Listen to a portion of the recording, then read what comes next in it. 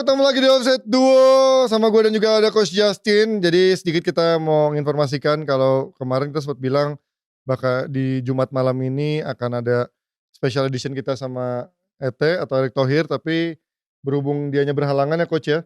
Jadi, ada acara negara kan menjelang 17-an. Ya. Jadi sepertinya reschedule ya. Reschedule. Samara mintanya minggu depan. Samara yang ngatur jadwal. Oh ya dia niat asistennya Thohir. Iya.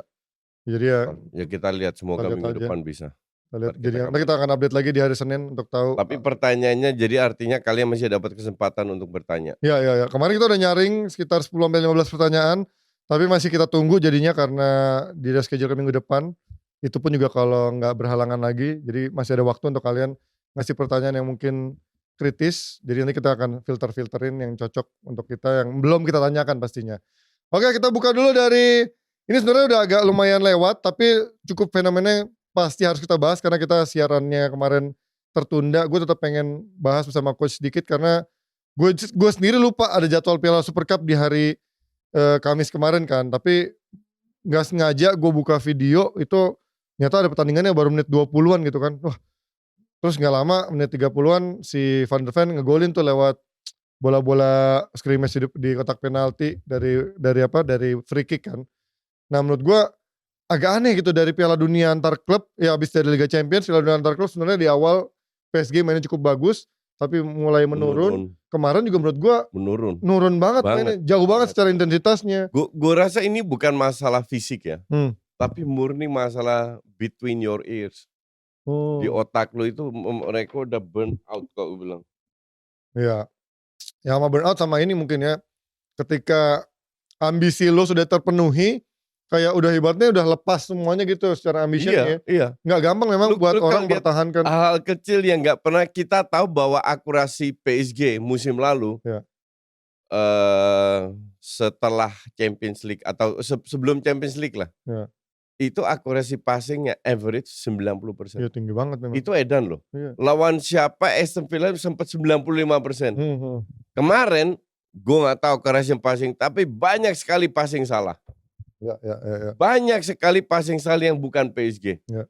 Terus intensitasnya sangat rendah yang bukan PSG juga. Ya. Nah untuk mereka at least bisa recover di babak kedua lah. Babak kedua udah bagusan. Babak pertama definitely untuk Spurs. Iya.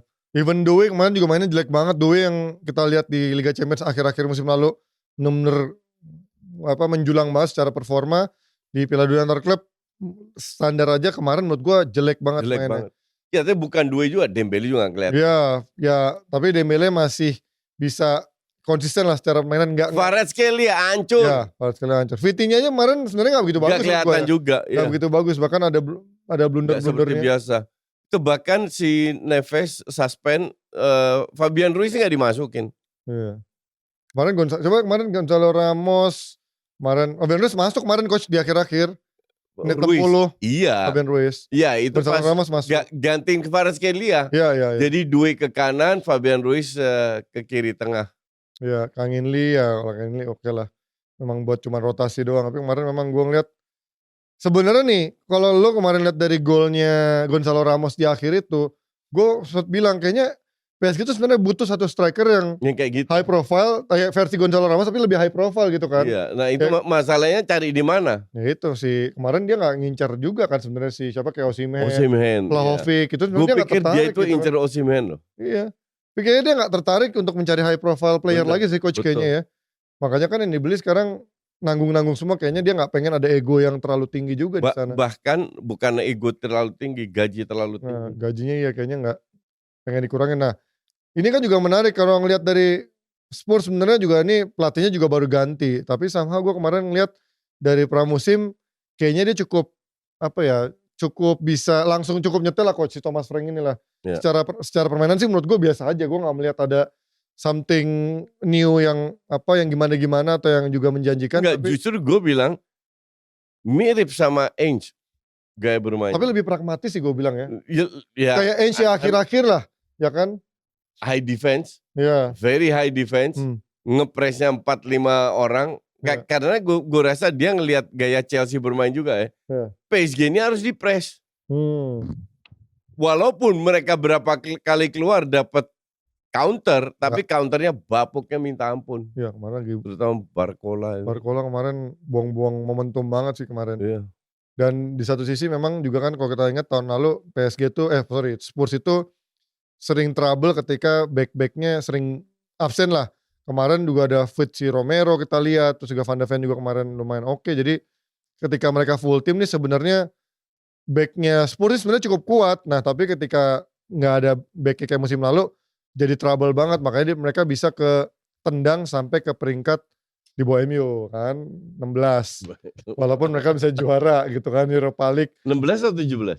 16 satu peringkat di bawah MU seingat gue kan, makanya 15 lawan 16 kemarin. Enggak, kayak 17 ya mereka. Enggak 16 sih, ntar kita lihat. Tapi yang jelas Kudus menjanjikan, tapi ya gue nggak melihat strikernya bisa menjadi apa ya, ada satu striker yang bisa menggendong, karena kemarin Solanke kan nggak jadi inti. Terus Richarlison tetaplah Richarlison yang akan menurut gue sulit lah dia untuk bisa menaikkan Spurs ke level yang lebih tinggi. Tapi belakang ke tengah sih menurut gue lumayan, tapi depannya apalagi kan Madison udah cukup panjang nih coach. Madison nih 3-4 bulan. Ya. Jadi ya depannya nih menurut gue cukup mengkhawatirkan buat, walaupun katanya dia masih ngincar Savinho katanya nih untuk di penutupan bursa transfer musim panas ini dia masih ngincar Savinho. Karena tahun lalu aja dia top skornya itu adalah Brennan Johnson di Premier League ya. Brennan Johnson cuma 11 gol. Jadi emang something missing itu, even Solanke aja nggak bisa memenuhi menjadi sumber gol si Spurs di musim lalu. Mathys Tel juga ya dia kan menyerangnya lebih ke sayap ya, jadi masih jauh lah. Tapi kalau ngelihat Spurs di bawah Thomas Frank, menurut lo dia akan lebih bagus ya daripada musim lalu coach? Secara peringkat. Ya secara peringkat mungkin dia lebih, selama gak ada cedera kayak kemarin sih menurut gue bisa sih. Dia lebih realistis ya, elah lu peringkat 16-17 ya pasti lebih bagus. Iya karena 16 itu menurut gue karena kemarin kan back-backnya parah banget coach, kayak Spence dipaksain di siapa kemarin si Ben Davies jadi back tengah. Karena banyak yang cedera juga. Iya, si Pape Matar sempat cedera, Bissouma sempat cedera. Jadi emang ganti-gantian cedera. Ya. Dan gak ada Son pasti lebih bagus. Apa? Gak ada Son pasti lebih bagus. Enggak juga. Lu lihat aja penyerang-penyerangnya. Lebih mengkhawatirkan sih sebenarnya menurut gue. Babak pertama bagus loh Spurs main. Iya tapi gak ada yang ngegolin percuma. Iya. Itu problemnya kan sekarang yang menjadi pencetak golnya siapa di sana? Kalau orang tanya gue makan apa? Tahu cabai garam. Tahu cabai garam guys. Lapar baru bangun.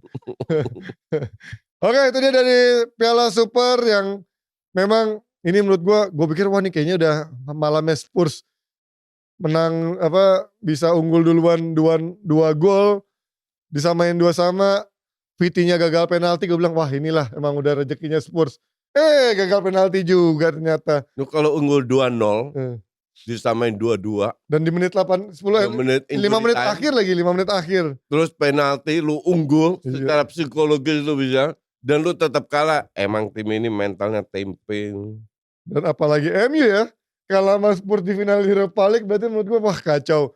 Ininya Spurs secara mental menurut gue parah banget nih Spurs ya, bisa kedua kali ketinggalan di 90 menit dan juga di penalti. MU tahun lalu gak kacau apa? Makanya gue bilang apalagi MU coach, lawan Spurs kalah, lawan tim yang mentalnya begini gitu. Berarti Spurs emang secara mentally MU juga jelek menurut gue, parah banget. Nah ini dari PSG, langsung aja kita sum up sedikit dari nyinggung soal transfer nih, karena yang lagi panas 2 hari terakhir yaitu namanya seorang Gigi Donnarumma. Ini kiper yang bener-bener menjadi jawaban menjadi benteng, menjadi monsternya PSG sejak quarter final, semifinal hingga final. Tapi udah gitu aja akan menjadi tinggal nama doang nih di PSG.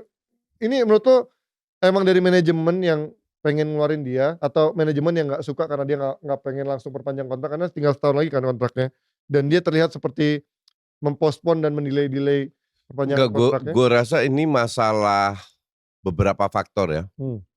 Satu, kayaknya Enrique juga nggak terlalu cocok amat sama dia. Kedua, dia minta gaji tinggi yang menurut gue nggak tinggi-tinggi amat. 12 juta ya? Berapa sih dia mintanya? Ya 10 sampai 12 juta. Ya, masih masuk akal. banyak pemain yang gaji segitu. Iya. Dan gue nggak habis pikir, semua orang tahu bahwa kiper ini spesies yang susah, Iya, benar. barang langka. Striker aja menurut gue udah langka, tapi Iya. stoknya masih lebih banyak daripada kiper yang bagus. Iya. Nah, kan? Iya. Walaupun gue bilang Chevalier kemarin tuh nggak jelek-jelek amat. Nggak jelek.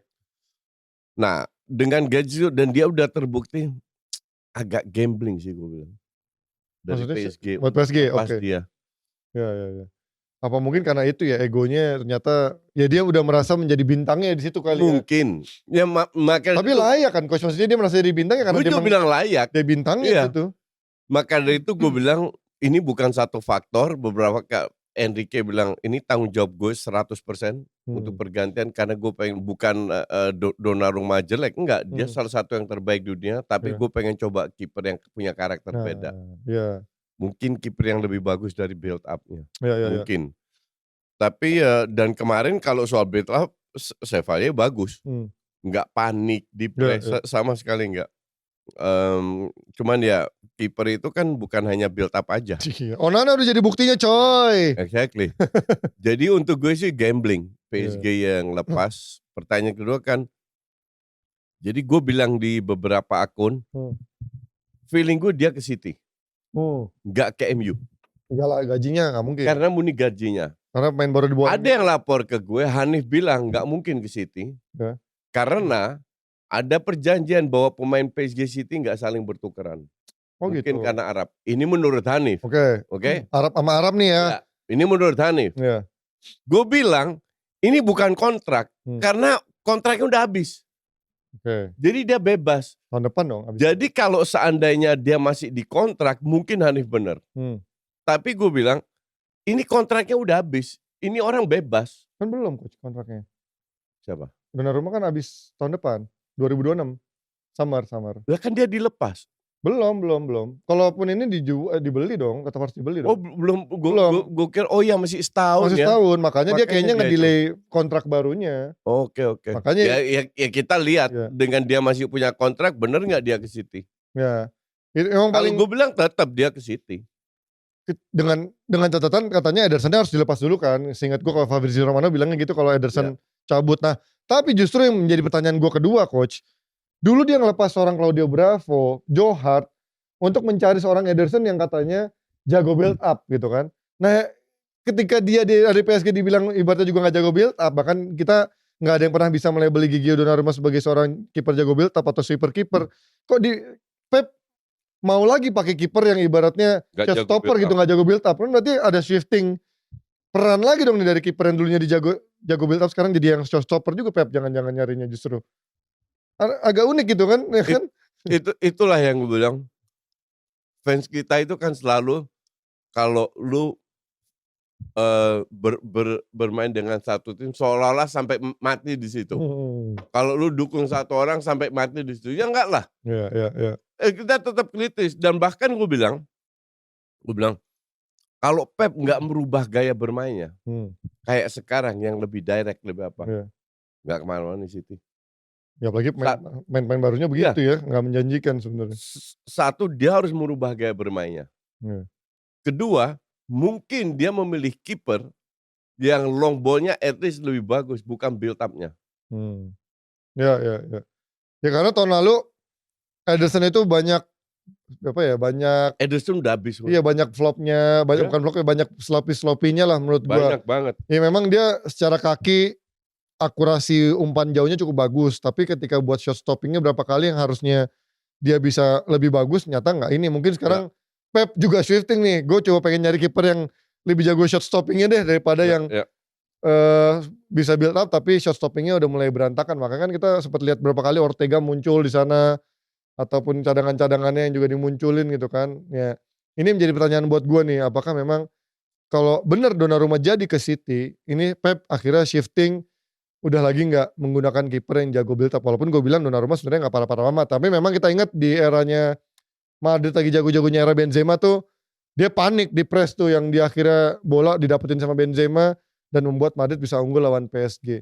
Buat gue sih nanti ini saga transfernya Donnarumma akan kemana, tapi yang pasti gue setuju sama coach kalau dia nggak akan ke MU, dan bahkan juga ada berita dari beberapa jurnalis kalau MU tidak tertarik untuk mengincar Donnarumma dengan gaji yang tinggi karena di bawah era baru ini, pemain baru ini nggak ada yang gajinya di atas 200.000 pounds per pekan. Semua pemain barunya semuanya gaji di bawah itu. Hanya sisa Dan pemain lama yang tetap gaji. banyak fans MU ngarep dia ke sana.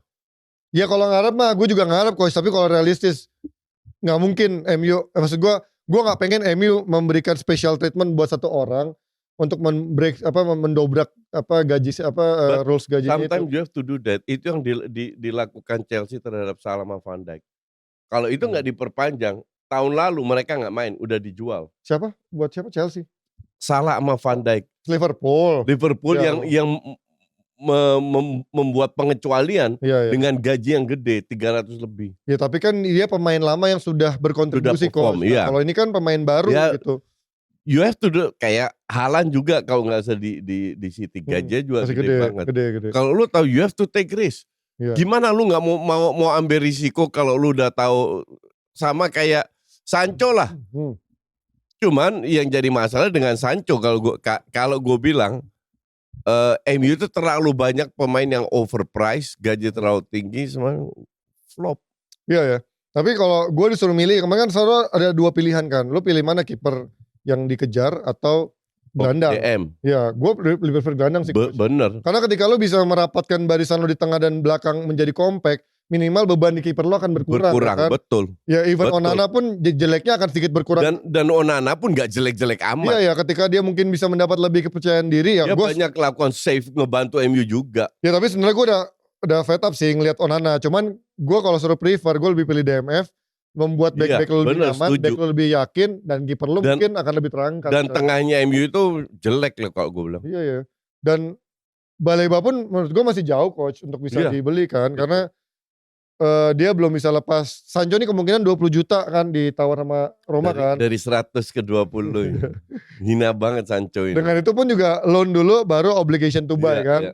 Udah ya menurut gue gak apa-apa lah lo bisa menghemat gajinya Sancho belasan juta untuk tahun ini ditambah 20 juta di tahun depan. Betul. Terus Garnacho kemungkinan Chelsea itu tawarannya 40-50 kemungkinan yang diharapkan sama MU. Kalau bener bagus banget karena itu akan diterima gajinya diterima uangnya secara cash di musim ini. Anthony gak ada kabar. Anthony yang gak ada karena Malaysia gak ada juga.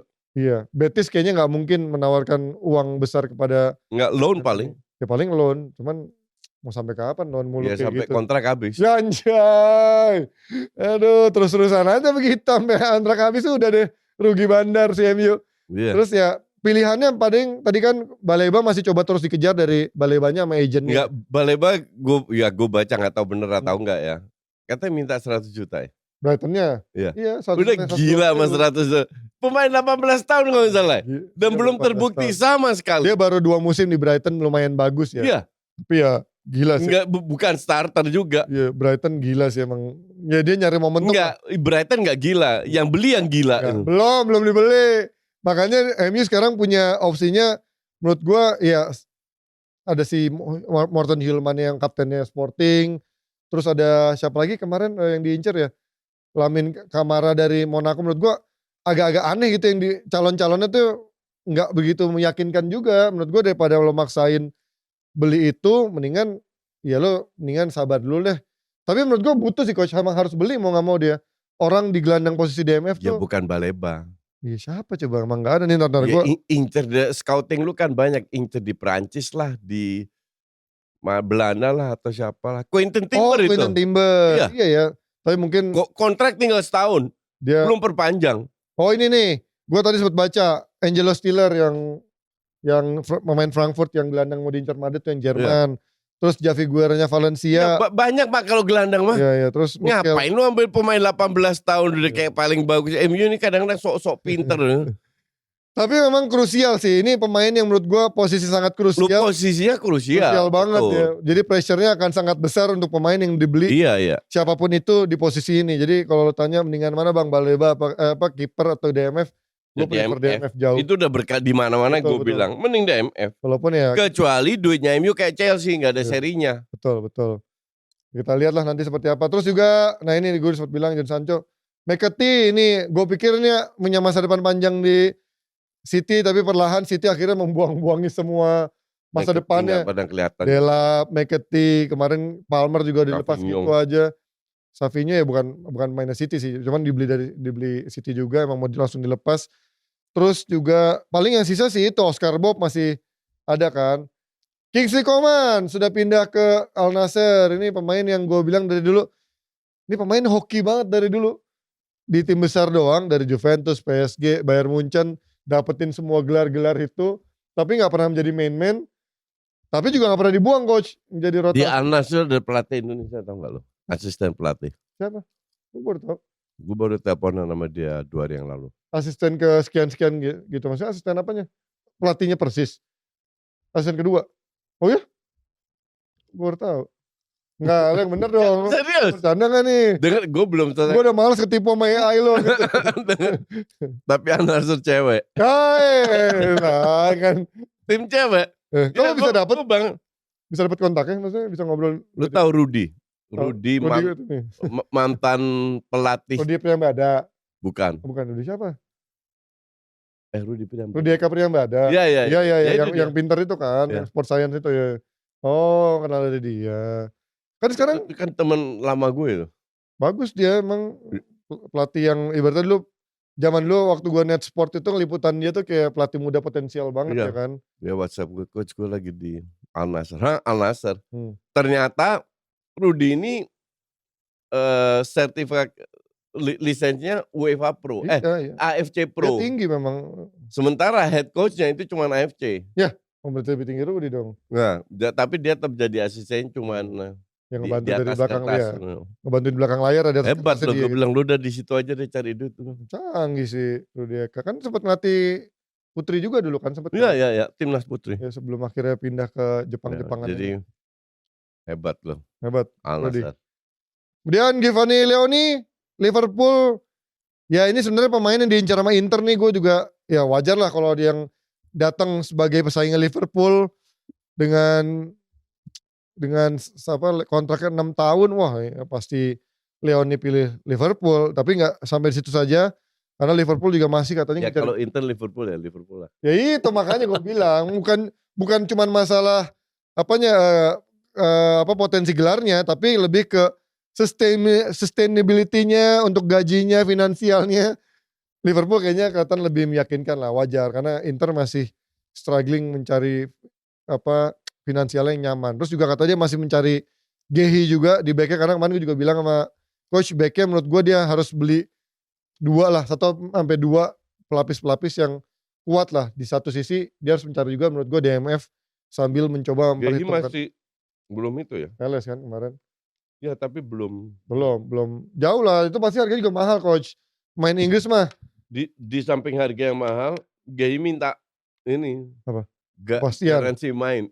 Wah lawannya Konate lagi. Konate Van Dijk selesai lu. Iya karena itu yang harus diperhitungkan juga matang-matang. Karena tahun depan tahunnya Piala Dunia. Kalau lu gak main lu akan menjadi ya ngapain lu pindah Liverpool tapi lu gak main. Akhirnya lu gak jadi Piala Dunia juga gitu kan. Tapi Inggris gak banyak pilihan juga. Iya. Tapi kalau dia gak main ya gimana alasan pelatihnya mau milih dia gitu kan. Kalau di Liverpool dia kalah sama Konate sama si Van Dijk. Sementara ini Jacob Ramsey. Ini pemain yang ya muda potensial juga. Dari Aston Villa. Newcastle ngincernya kemarin Sesko. Ngincernya siapalah kemarin. Main Kyunha ini itu akhirnya dapetnya. Lincoln gak ada yang mau ke Newcastle. Jacob Ramsey. Ya gue gak bilang dia jelek sih. Ini pemain yang cukup oke juga. Ya, lumayan levelnya lumayan. menengah juga gitu kan. Ini agak aneh coach ya. Dari dia dibeli ambil Arab. Sampai sekarang dia gak bisa beli high profile player ya. Kecuali Tonali lah. Tonali dibilang high profile player juga gak begitu kan. Enggak, gue rasa ini bagian dari strategi Arab. Mereka belum mau invest di sini. Mereka invest di Arab. Karena di Arab di Asia gak ada financial fair play. Ya iya sih. Ya atau ya mungkin dia juga pengen lebih kelihatan legit lah kalau di Inggris. Mungkin kan kalau di PSG Arab itu ya beda Arab ya, tapi maksudnya Timur Tengah itu main perusahaan cangkang ketiga segala macam. Mungkin kalau di Premier League lebih ketat dari sisi verifikasinya, pengawasannya. Jadi mungkin gak segampang itu. Karena dari sisi pendapatannya pun susah gitu, tiba-tiba gimana lo beli pemain bintang-bintang gede, sementara dari secara revenue lo setahun paling ya mungkin setengahnya dari Big Six gitu kan, dari MU, dari Chelsea, dari Arsenal, dari Liverpool. Ya itu susahnya. Mungkin kalau dia bisa berprestasi pelan-pelan, Arab akan mulai berinvest yang cukup besar di nama-nama besar sih. Enggak, itu tunggu si pelatihnya cabut aja. Adihaw, masih ada di situ juga. Isak aja masih belum jelas nih. Katanya, nah menurut lo nasibnya Isak akan gimana? Liverpool. Liverpool? Ya. Nggak akan akhirnya mengkerut di situ dan akhirnya diasingkan ke tim B-nya gitu? Mark my word, Liverpool. Liverpool. Dengan 120-an ke atas itu? 150. Gila. 150 gitu gila sih menurut gue. Ya menarik sih. Ini saga transfer yang pastinya tunggu-tunggu sampai akhir. Donnarumma, Isak, siapa lagi ya mungkin. Tinggal dia buka, dia cari, kan dia belum dapat striker penggantinya. Iya. Dia cari pengganti, ujungnya Vlahovic bisa di situ. Nah, Iya kan?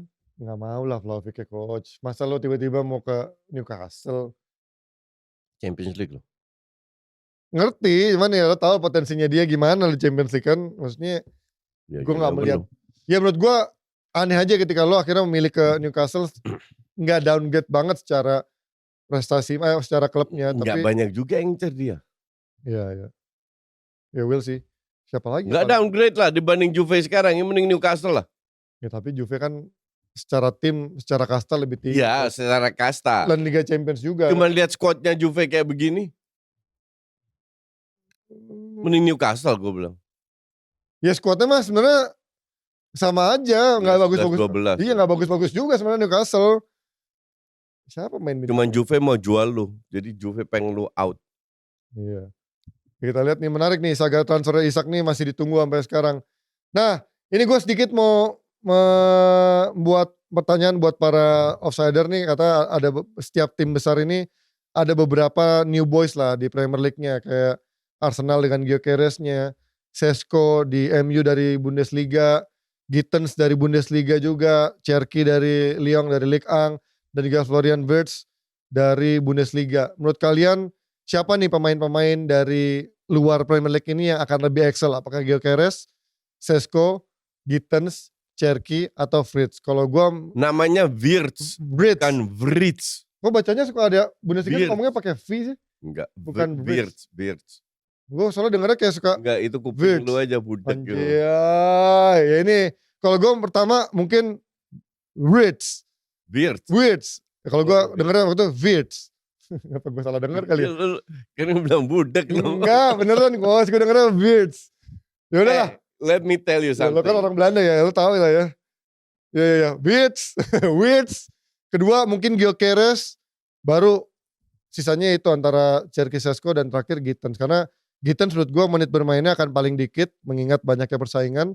Sementara Sesko gue belum tahu siapa yang akan menjadi penyuplai bolanya, karena Cunha walaupun juga pemain tim player juga, tapi dia juga pemain yang suka dribble. Pertanyaan kan sekarang, 3 pemain depan di atas kertas lebih bagus.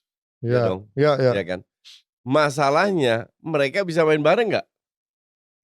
Kalau ada egois kayak Garnacho gitu selesai juga loh. Iya kan, Mbumokun sama Sesko gitu kan. Iya. Siapa yang mau menjadi pembagi pelayannya gitu kan. Itu yang repot. Nah iya, makanya gue dari kemarin sempat siapa ya ada yang nanya gue, Bang lo lebih bilang akan lebih excel Gyökeres apa Sesko? Ya kalau gue fans MU gue pengennya Sesko, tapi kalau gue secara real Gyökeres lebih punya peluang untuk bersinar karena tim temennya udah biasa main tim player gitu loh, lebih membagi peran. Karena kalau lo tahu Arsenal musim lalu sebenarnya secara statistik menyedihkan dari sisi jumlah golnya. Jumlah golnya banyak, tapi distribusi golnya tuh benar-benar merata, coach. Lo tau gak top skor Arsenal musim lalu siapa di Premier League? Dan berapa gol? Bentar. Havertz 9 gol. Ya kan, itu di Premier League semusim 9 gol. Menurut gua sangat kecil. Kecil banget. Karena semuanya juga cetak. Nah itu kan, kalau lo punya satu striker yang lebih menjulang secara jumlah gol, mungkin lo bisa nyetak belasan gol, tapi yang sisanya juga distribusi gol yang merata. Menurut gue Gyökeres punya chance lebih besar daripada Sesko yang kita belum tahu. Iyalah, makanya dia datang. Tapi banyak fans, gue kan sekali lagi interview di beberapa tempat. Tiap kali gue bilang, gue gak yakin sama Sesko, itu reaksinya pada shock. Dan mereka yakin semua MU akan masuk ke 4-5 besar. Aduh, gue Gue sih nggak Berat nih, yakin. gue berat nih. Bahkan gue bilang gue lebih yakin nggak. Ya. Bukan karena jelek, enggak. Karena ya terlalu banyak scam juga dari Jerman.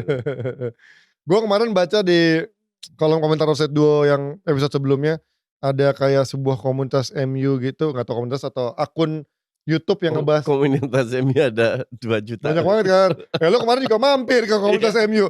Nggak, ada kayak akun YouTube yang emang ngebahas berita-berita tentang MU, Coach. Itu bilang, ini mah Coach emang apa-apa sedikit selalu pesimis sama MU, ngejelekin sama MU. Dan padahal that's not true. Dan Panji dibilang yang fans MU cuma bisa haho-haho doang, mengiyakan Coach menjelekan MU. Bentar, gue sempat akhirnya gue nyuruh balas kan. Bentar, lu atas dasar apa lu optimis sama MU musim ini ketika lu musim lalu rank 15. Dan kedua argumentasi gue, selama lu belum beli gelandang yang bisa settle di tengah. Betul. Dan kiper masih kayak gitu, gue bilang MU gak akan jauh kemana-mana. Bener. Karena dengan 3-4-3 lu gak pakai DM murni. Betul. Lu pakai DM, lu harus punya DM yang etos kerjanya luar biasa, ya, tapi yang bisa berkualitas, yang bisa reading the game, yang punya football IQ, dan MU gak punya itu. Nah itu. Jadi lo harus punya gelandang yang benar-benar punya 3 kemampuan. Punya reading the game, punya kemampuan untuk tukang jegal, punya kemampuan untuk progresif pas ke depan juga ya. Ibarat Casemiro di prime-nya di Madrid. Iya. Ya Rodri di dan lu gak punya. Jadi gak ada alasan. Tiap kali gue kritik itu dibilang gue selalu benci MU. That's not true. Dan gue bilang ngomong apa adanya aja. Dan gue bilang iya, bukan berarti gue hanya mengiyakan Coach Yasin haheho. Tapi lu atas dasar apa optimis rank 15 ada, gitu? Ini kardus semua. Fans MU itu banyak banget yang kardus. Gak heran juga. Karena setelah Sir Alex, ekspektasi tiap tahun tinggi. Betul. Dan mereka bertahun-tahun dikecewakan. Ya kan? Makanya gue berani keluarkan statement, forget era Sir Alex. MU gak akan kesana.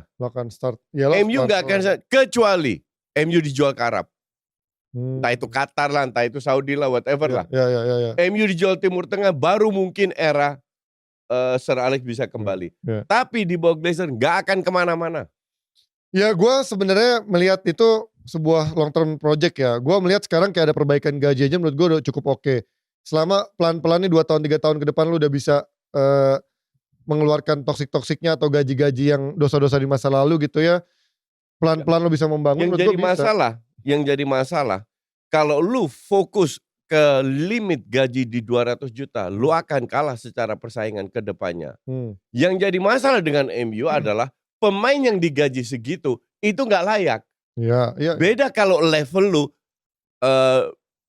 dulu ya, Kevin De Bruyne, Salah, Van Dijk. Itu worth it, ngerti gak? Ngerti. Nah, jadi bukan masalah gaji gede atau enggak, masalah MU selalu beli pemain yang salah. Yang gajinya kegedean. Sekarang mereka turunin, fine. Itu kebijakannya, tapi tidak menutup kemungkinan contoh. Tiba-tiba Haaland berantem besar sama City. Gue mau ke MU. Si bapaknya gak boleh tetap. Nah, ribut sama bapaknya.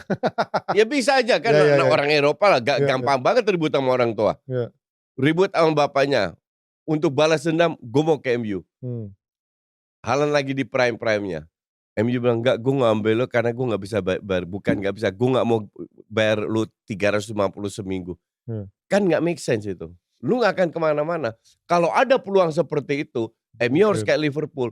Oke, pengecualian, kita ambil 350. Tapi pengecualian itu kan selalu ada. Emang gue setuju pengecualian mungkin ada. Tapi lu tetap harus bikin strict gitu, Coach. Setuju, karena memang pemain yang lu beli itu gak layak semua digaji lebih dari 200. Itu gue setuju. Nah, karena kan kayak Liverpool juga bisa dibilang dulu pelit kan. Dulu even Mane aja gajinya di bawahnya Dean Henderson di MU gitu, Coach. Lu tahu Luis Diaz berapa? 100 ribuan kan? 70. Gak nyampe? 70. Parah banget kan. Itu maksud di Munchen 250. 250 wajar. Ya makanya gue bilang kayak Mane aja gue kaget. Yang sebelum dia cabut dari Liverpool itu cuman 100 berapa gitu. Jadi menurut gue si Liverpool juga harus belajar. Gue bilang Luis Diaz gak ada yang gantiin untuk sayap kiri yang bisa punya skill kayak dia. Gaji 70 insane, gila itu. Tapi dia bisa kan, Coach. Tapi menurut gue, Coach, kalau lu beli dia dengan gaji segitu menurut gue masuk akal. Tapi kalau dia udah perform lu naikin Lu gajinya. naikin gajinya. Itu baru. Iya. Iya baru. Iya. Itulah baru kenapa wajar. Luis Diaz dalam seminggu pindah loh. Iya. Gak ada kabar tiba-tiba dia ke Munchen. Iya. Gak ada gosip. Cepet gak ada banget kan. Iya. Nah menurut gue ya kalau kayak tiba-tiba ada pemain apa yang udah teruji kayak Haaland ya menurut gue spesial case. Tapi kalau kayak tiba-tiba Wirtz gitu coach pindah ke MU minta 300.000 menurut gue tergantung. Wirtz sekarang enggak, tapi kalau dia 2 tahun main di Liverpool, iya, performnya bagus. Iya. Dia mau dengan alasan apapun dia ke MU dengan gaji 350 atau mungkin 400, ya lihat performanya dulu seperti apa. Tapi karena kayak event yang gaji segede gitu aja yang udah yang terbukti perform aja kayak Alexis Sanchez kan gajinya 500 dulu kan. Itu pun gak perform gitu kan. Gak perform. Performnya di Arsenal. Iya, makanya itu yang membuktikan ternyata lu main di Premier League pun gak menjamin lu bisa settle di tim lain juga. Fernando Torres dari Chelsea. Jadi alasan apa lu harus bilang MU akan masuk 4 besar? Kalau 4 besar sih lu terlalu optimis.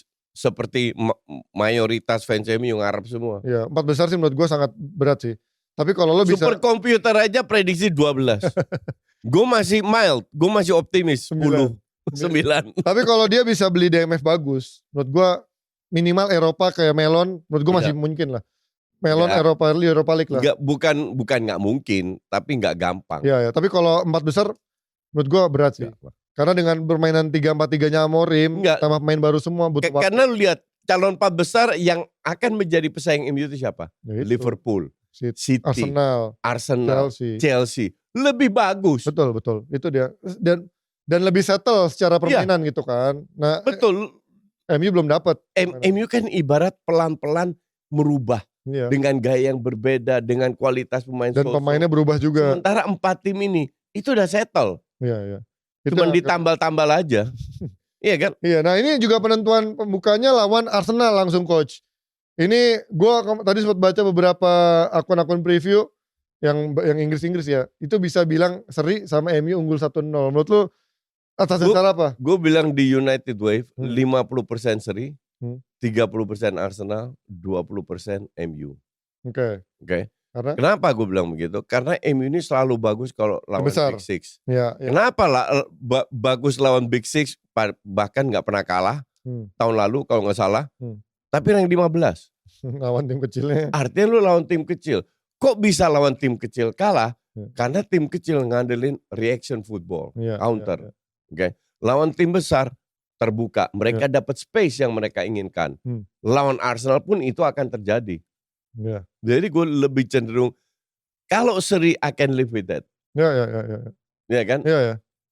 Karena di partai pembuka di kandang MU juga. Iya, di kandang MU exactly. Kecuali di kandang Arsenal must win game. Iya. Gue juga melihat kemarin dari pramusimnya MU lumayan, tapi yang gue bilang beberapa kali di episode sebelumnya bahwa PR-nya masih sama. Transisi lo waktu bertahan itu sama kayak waktu lo kebobolan tahun lalu, hampir semua skemanya mirip-mirip kayak gitu. Ketika lo transisi orangnya cuma dikit, kalah jumlah, atau dari lewat sayap, kalah speed, cutbacknya pasti kebobolan lewat cutback tuh. Cutback, second line, depan kotak penalti digolin gitu. Menurut gue PR-nya hampir sama MU seperti itu. Nah, dan kipernya juga sama. Iya, sekarang Bayindir lagi. Onana masih minor draft, jadi artinya bisa muncul bisa enggak.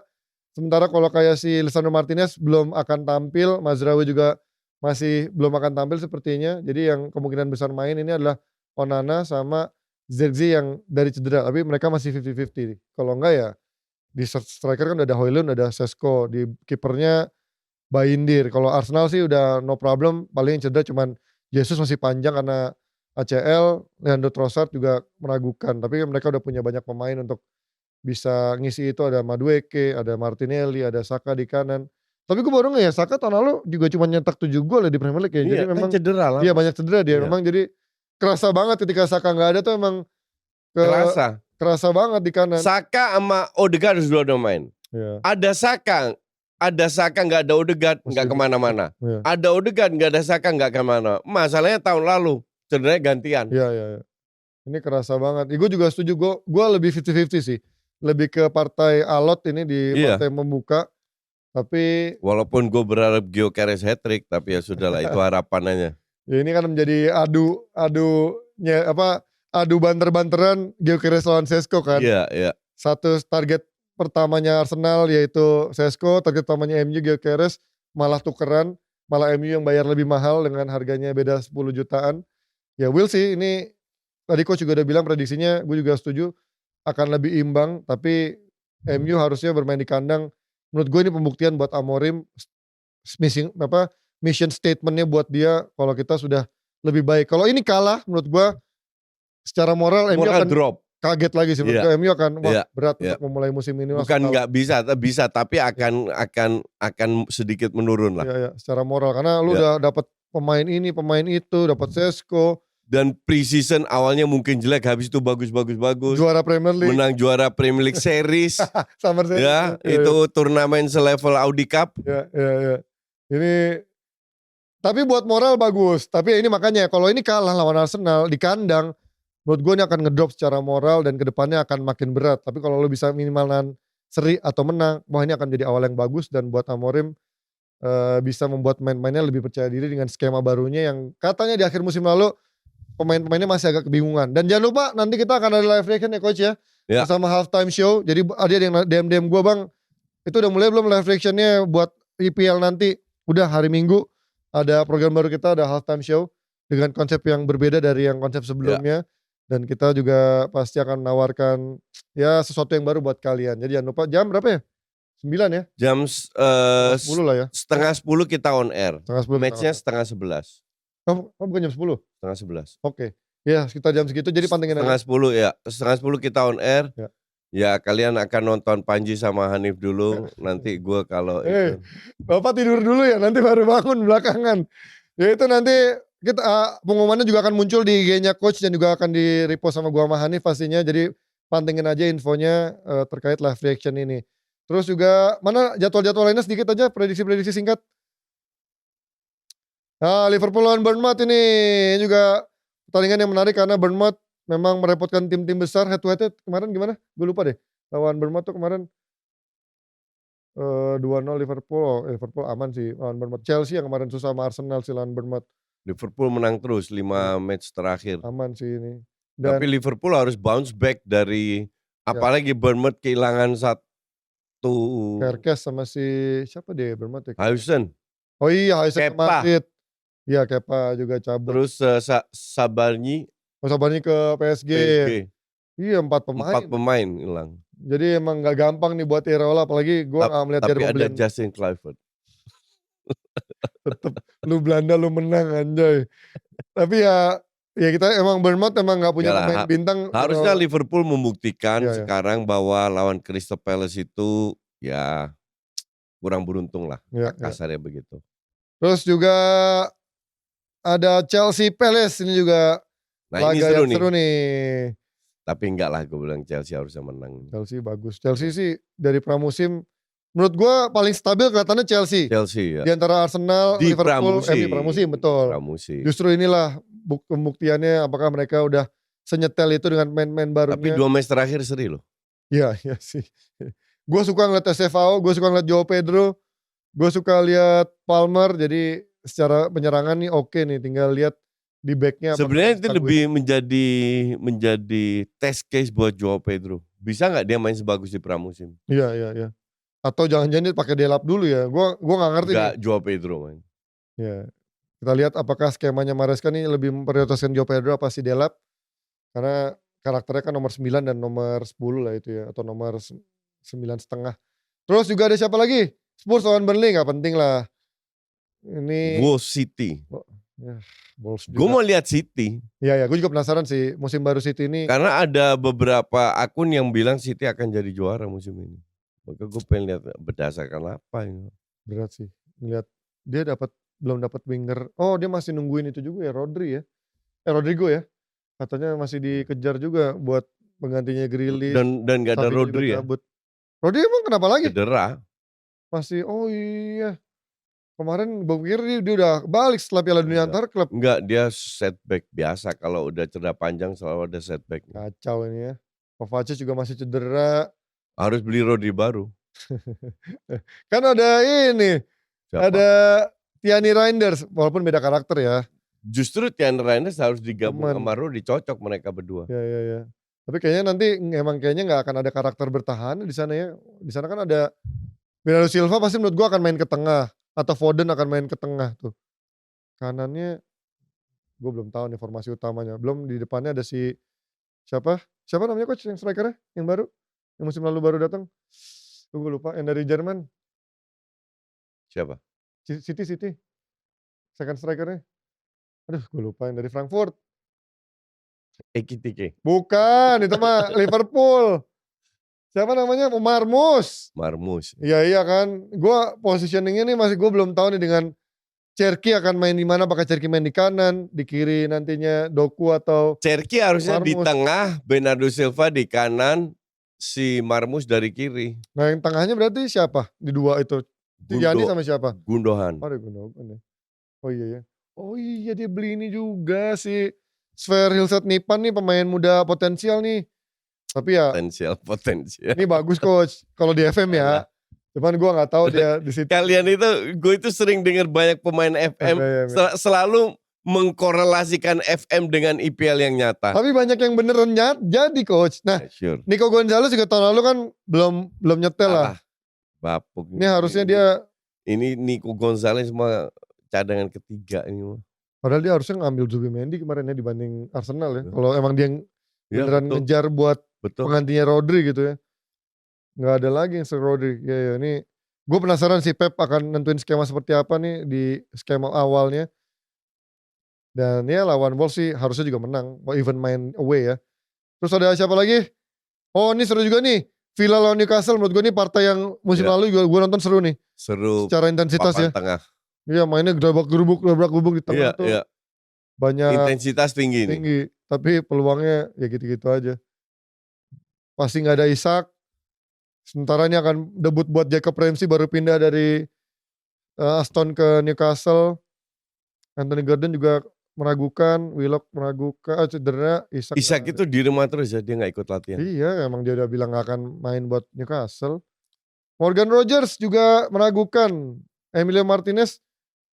Oh iya ditangguhkan. Oh kipernya berarti sih itu. Bahkan katanya rumahnya mau dijual. Iya ya. Di Castle. Kacau ini. Ya. Jagoin siapa coach? Villa Castle coach? Sering. Gue kayaknya Villa sih kalau kayak gini. Kalau gak ada Isak sih kayaknya seri. Villa gak ada siapa? Ramsey. Morgan Rogers. Ya terus gak ada Morgan Rogers. Tapi masih ada Watkins. Watkins juga yang mau dijual juga. Enggak. Bailey yang mau dijual. Yang sayap kanannya tuh. Mau ke Roma juga kan sama Sancho akan dibeli Bailey sekalian. itu ya German scam. Iya dulu katanya ini sebagus itu. Oh dia Asensio juga udah gak ada ya. Asensio gak ada. Rashford udah gak ada. Ya. Wah berat juga nih kalau gitu buat Aston Villa. Ya, seri man. Iya. Partai berat ini menurut gue depannya gak ada yang menjanjikan, cuma tinggal Malen. McGinn aja yang menjanjikan. Iya McGinn, tapi kan dia bukan. Malen harus dari starter. Kacau nih. Udah Madesu lah ini. Oke, sedikit dari La Liga. Barcelona ketemu siapa? Mallorca. Di kandang apa? Kandang Mallorca. Lagi pula kan Barca kapan balik sih coach ke Camp Nou? September. Mundur ya dari perkiraan awal ya. Terus lawan Mallorca. Dan itu belum jadi, baru tahun depan Desember baru full tuntas. Full tuntasnya, renovasinya. Madrid lawan siapa? Osasuna juga gak gampang-gampang amat loh. Sering merepotkan tim-tim besar ini. Iya. Coba head to head coba Madrid lawan Osasuna. Tuh kan seri musim lalu. 1-1, 4-0 di kandang. Ya. Tapi kalau di kandang Madrid menang. Iya. Kan sekarang di kandang Osasuna, jadi gak. Oh di kandang Madrid ya? Oh kandang Madrid. Terus. Harusnya menang lah Madrid. Iya, Mallorca head to headnya? Udah lama, ini Mallorca kan tim promosi. Iya. Nah susah lah. Lu lihat tahun berapa itu? Iya. 2024 coach.